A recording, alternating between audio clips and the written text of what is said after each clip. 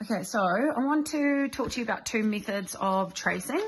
All right, it's really good to learn how to draw objects. Okay, it's really good to practice that. But sometimes if you have a really complicated image like this, it can be really helpful for you to trace. Now, there's two ways of tracing.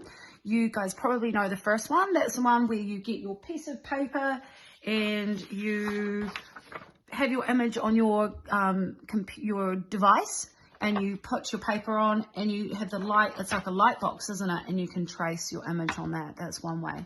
I want to show you a second way of doing it today. Okay, so the second way is that you get your 4B, 6B drawing pencil and work out where your image is. When I hold it up, I can see that that's my image on the back. And what you do is you just really quickly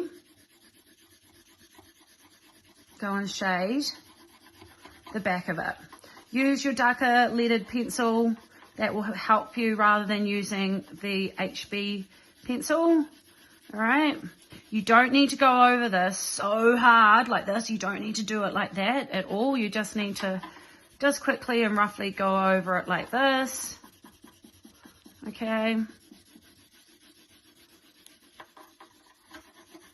That looks good. Okay, and now what I'm going to do is I'm going to get my paper where I want my image to go. I'm going to put this down. You may want to use a little bit of tape and tape it in place if you want to. All right, and you're going to use either a sharp pen or I'm going to use my sharp HB pencil. And I'm now going to draw really neatly and accurately around the outline. Not too hard, don't press too hard. We don't want to indent on the paper underneath. We don't want that to happen. Okay. And you want to try and be as accurate as possible. So don't forget to remember all the little parts that are important as well. See, it's really easy sometimes to forget that there's some of these parts that are important. And what you'll notice is it presses the pencil onto your page here, so you get a really accurate outline.